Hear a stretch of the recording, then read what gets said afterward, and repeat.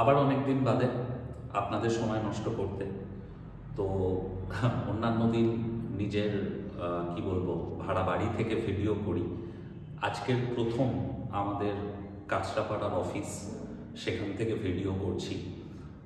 আপনাদেরকে অফিসটা দেখাবো, অনেক খেটে খুঁটে সাজানোর চেষ্টা করছি। তো যাই হোক, প্রথমে একটু মার্কেটের সিচুয়েশনটা কি বুঝেন।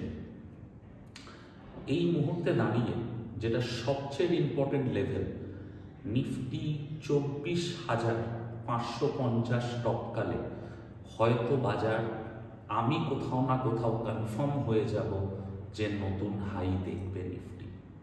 আবার বলছি 24,550 খুব ক্রুশিয়াল লেভেল। এটা গেল একটা জিনিস। 2 নম্বর হচ্ছে এই মুহূর্তে আরও একটা লেভেল মার্কেটে তৈরি হচ্ছে, যেটা হচ্ছে 24,380। 24,380 টপকালেও কিন্তু হতে পারে র্যালিটা শুরু হয়ে যাবে, বাট স্টিল আমি 24,550-এর ওপর মেবি জুন মাসের 26,000-এর কল বা 26,500 কল, এরকম একটা লম্বা ভিউ নেব। বা আমি ডেফিনিট আগের দিন আমার ইলিয়াড ওয়েভের ব্যাচ ছিল, সেখানে আমি পরিষ্কার হিসাব করে দেখিয়েছিলাম যে নিফটির টার্গেট আসছে 29,000, ব্যাংক নিফটির টার্গেট আসছে অ্যারাউন্ড 61,000। তো তার জন্য জুন বা জুলাইয়ের পজিশন ক্রিয়েট করতে কিন্তু আমি শুরু করে দেবো। ব্যাংক নিফটি সমস্ত কিছু ভেঙে চুরে বসে রয়েছে। 55,700-800-র ওপর দৌড়াতে শুরু করলে আবার নতুন হাই দেখবো বা ননস্টপ র্যালি দেখবো। আর নেক্সট উইক বা এই উইকের শেষ থেকেই আপনার বড় বড় পিএসইউ ব্যাংকগুলো, SBI, Indian bank, bank of Baroda, সব একের পর এক রেজাল্ট আসতে থাকবে। এবার সমস্যা হচ্ছে যেটা নিয়ে আমার বলা ভীষণ দরকার, যখন এই ইন্ডিয়া পাকিস্তান পেহেলগাম অ্যাটাক, যে মানুষগুলো নেই, মারা গেছে, অবভিয়াসলি তাদের ফ্যামিলি যেটা সাফার করছে, আমরা জানি না আমরা কখনো সেই জায়গাটাতে ফিল করতে পারবো কি না। বলার জন্য ফেসবুকে অনেক বড় বড় কথা বলা যায়, বাট কোথাও না কোথাও একটা জিনিস আমারও বোধহয় রিয়েলাইজেশন, সেটা ভুল হতে পারে, ঠিক হতে পারে, যখন ওয়াকফ বিল নিয়ে এত ঝামেলা চলছে, খুব প্ল্যানফুলি তখন হিন্দুদের ওপর অ্যাটাকটা করা হলো। তার কারণ যাতে আমার পাশের বাড়িতে যে ইসলাম ধর্মী বা মুসলিম ভাই বোন যেই থাকে, আমাদের নিজেদের মধ্যে একটা গ্রাজ তৈরি করা। খুব প্ল্যান্ড ওয়েতে এমন টাইমে অ্যাটাকটা করা হলো, এটা নিয়ে কিন্তু একটু ভাবুন। আমি হিন্দু ধর্ম তার মানেই আমি গালাগাল করছি, করছি, একদম সব ঠিক আছে, বাট তারপরেও একটু হয়তো আমাদের চিন্তা ভাবনাটা করার দরকার রয়েছে। এবার কেন এই প্রসঙ্গটাতে ঢুকতে হলো বা আমি জানি না, আমি হিন্দি নিউজ চ্যানেলের কথা আমি জানি না। ফেসবুক বা ইউটিউবে কিছু কিছু বাংলা টিভি চ্যানেলের নিউজ রিপোর্টারের না ক্লিপিং চলে আসে 30 সেকেন্ডের, 15 সেকেন্ডের। তারা যেভাবে রিপোর্টটা করছে, আমার কোথাও না কোথাও মনে হচ্ছে ইন্ডিয়া অ্যাটলিস্ট আর্মির দরকার নেই। ওদেরকে 2-4টে মিসাইল দিলে ওরাই গিয়ে কাঁধে করে ছুঁড়ে মেরে দিয়ে চলে আসবে। সে এমন করছে, বোর্ডের এপাশ থেকে ওপাশ দৌড়াচ্ছে, ওপাশ থেকে ওপাশ দৌড়াচ্ছে, মানে কি আর বলবো। মানে যাই হোক, অ্যাক্টিংও করারও একটা লেভেল থাকে, এরা সেই সব লেভেলেরও ওপরে।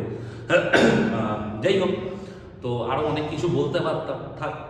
এবার কথা হচ্ছে যে এই বাংলা নিউজ চ্যানেলগুলো যখন আপনারা দেখেন না, তখন আপনাদেরও মনে হয় এই যুদ্ধ লেগে গেল, এই বোমা চললো, এই মিসাইল চার্জ হয়ে গেল। ব্যাপারগুলো এতটাও সহজ নয়। এগুলো চিরকাল হয়েছে, ঘটনা ঘটেছে, দুপক্ষেই একটা সার্জিক্যাল স্ট্রাইক হবে, সব ঠিক আছে। যুদ্ধ এতটাও সহজ ব্যাপার নয় যে কথায় কথায় কোনো দেশ যুদ্ধে জড়িয়ে পড়বে।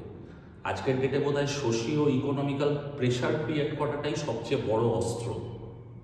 তো যাই হোক, তো কথায় কথায় যুদ্ধ লেগে যাবে, বাজার পড়ে যাবে, এই জিনিসগুলো বন্ধ করুন। কারণ এতে আপনারই ক্ষতি হবে। আপনি ভয়ের চোটে লস বুক করবেন, বাজার 500 পয়েন্ট উপরে চলে যাবে। গত শুক্রবার যখন বাজার পড়ছে, আমাদের যেটা অপশান গ্রুপ আমি বলেছিলাম চুপচাপ ওয়েট করো, নিফটি 23,800-র কাছে এলেই আমরা কল তুলেও ছিলাম।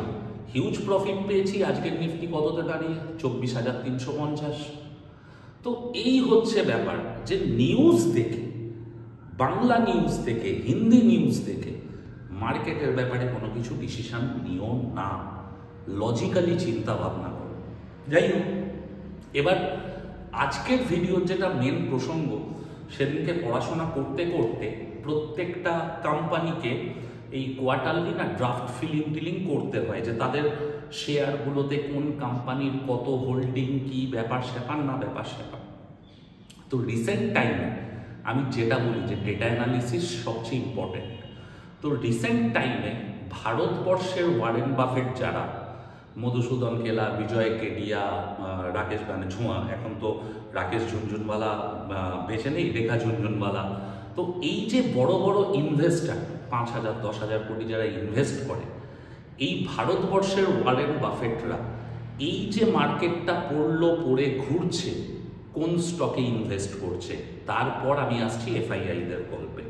কিছু ইন্টারেস্টিং শেয়ার যেগুলো সম্বন্ধে চট করে নাম শোনা যায় না।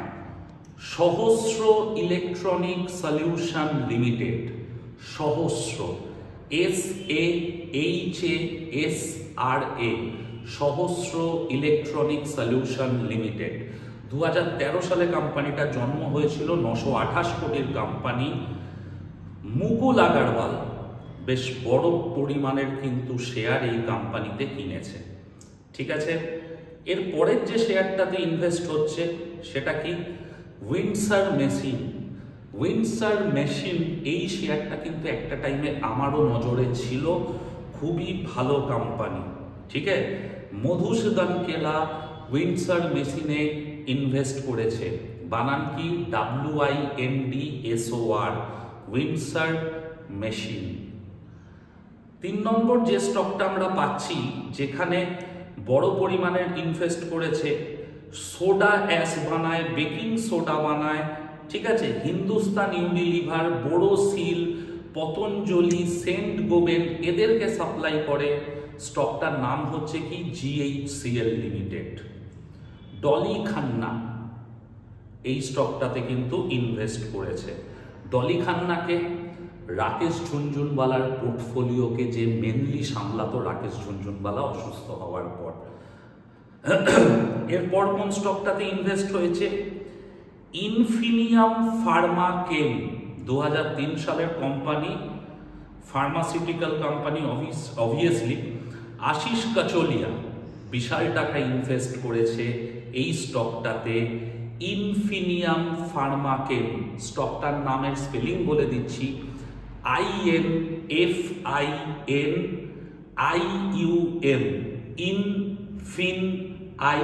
INFINIUM, ইনফিনিয়াম Pharma chemical. আর লাস্ট যে স্টকটা রয়েছে, যেটাতে আমাদের ওয়ারেন বাফেটরা ইনভেস্ট করছে, সার্ভিস কেয়ার লিমিটেড স্টকটার নাম, মানে ওই নকরি ফকরির মতনই, সার্ভিস কেয়ার লিমিটেড। এই স্টকটাতেও মাত্র 87 কোটি টাকার মার্কেট ক্যাপিটাল, পেনি স্টকই বলতে পারো। অজয় উপাধ্যায় 4 থেকে 5 কোটি টাকা ইনভেস্ট করেছে। অবভিয়াসলি কি প্রত্যেকটা নাম একটু আনকমন, বড় টাকা ইনভেস্ট হচ্ছে। আর সবচেয়ে ইম্পর্টেন্ট জিনিস, যদি আমরা ডেটা অ্যানালিসিসে যাই, এই যে লাস্ট ফেজটা বা লাস্ট 6-7 দিন ধরে কনস্ট্যান্ট এফআইআইরা বাই করছে, অদ্ভুতভাবে ওরা নিফটি 50 বা নিফটি নেক্সট 50, মানে ভারতবর্ষের যারা টপ কোম্পানি, TCS, রিলায়েন্স ইত্যাদি শেয়ারে ইনভেস্ট করছে না। ওদের কিন্তু মেন ফোকাস PSU স্টকে। ভারতবর্ষে টোটাল 87টা PSU স্টক আছে বা গভর্নমেন্ট স্টক আছে, ওরা কিন্তু মেনলি ওখানে পয়সা ইনভেস্ট করছে, 1 নম্বর। তো এই 87টা PSU স্টকের চার্ট দেখুন। 2 নম্বর হচ্ছে ওরা কিন্তু BSE 100 স্মল ক্যাপ বা NSE 100 স্মল ক্যাপে ইনভেস্ট করছে। আর ভিডিও লম্বা করব না, আর জাস্ট এফআইআইদের যেটা আমি ডেটা পেয়েছি, ওরা যে 3টে স্টকে ইনভেস্ট করেছে এই কোয়ার্টারে বা লাস্ট কিছুদিন ধরে, ওরা যে কনস্ট্যান্ট স্টক তো বেচেছে, 10,000 কোটি বেচলে 2,000 কোটির কিনেছে, সেগুলো কোন স্টকে করেছে সেগুলোও বলে দিচ্ছি। প্রথম হচ্ছে ধনলক্ষ্মী ব্যাংক, DBL। ধনলক্ষ্মী ব্যাংকে কিন্তু এফআইআইরা বেশ ভালো পরিমাণে কিন্তু হোল্ডিং বাড়িয়েছে। 2 নম্বর শেয়ার হচ্ছে অ্যাপটাস হাউজিং ফিনান্স বা Aptus value holding. Finance company বা NBFC সেক্টরে কিন্তু হিউজ ইনভেস্টমেন্ট আসছে, সেটা কিন্তু আপনারা ফিননিফটি দেখলেই বুঝতে পারবেন। আর 3 নম্বর শেয়ার যেটাতে ওরা ইনভেস্ট করছে কার্ট্রেড টেক, এই স্টকটাতে আমিও 1400 টাকা থেকে ঢুকে বসে রয়েছি।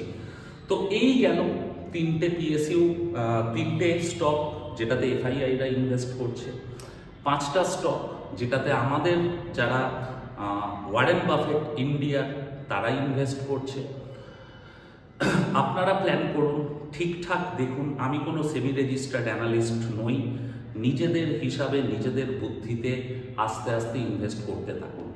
আর সবার শেষে সবার কাছে রিকোয়েস্ট থাকবে, 59 টাকা দিয়ে আমাদের প্লিজ ইউটিউব প্রিমিয়াম গ্রুপের মেম্বারশিপ নিন। এই সপ্তাহেও BSC TSCতে আমাদের বেশ ভালো প্রফিট পেয়েছি আমরা। 2 নম্বর জিনিস যেটা বলবো, যারা ওটাকে কি বলে বলুন না, যারা 59 রুপিস দিয়ে মেম্বারশিপ নিচ্ছেন, আমি মধ্যিখানে মার্কেট কন্ডিশনের জন্য ক্লাস করতে পারিনি, আবার লাইভ ট্রেড তাদের সঙ্গে ক্লাস খুব শিগগিরই আমি ওপেন ইন্টারেস্টকে অ্যানালিসিস করে কিভাবে সুইং ট্রেড করতে হয় তার উপর একটা ক্লাস আপনাদের সাথে করব যারা ইউটিউবের মেম্বার। আর প্লিজ গ্রুপে জয়েন করে 59 টাকা পে করে জয়েন করে না, আমাদের যে হোয়াটসঅ্যাপ নাম্বার দেওয়া রয়েছে সেটা আমাদের থাম্বনেলে বা নিচের ডেসক্রিপশানে পাবেন, একটু আমাদেরকে ইনফর্ম করে দেবেন। ভালো থাকবেন, আবার দেখা হবে। ভালো করে ট্রেডিং করুন, বাজারের একটা খুব ভালো সময় আসছে। ভালো থাকবেন সবাই।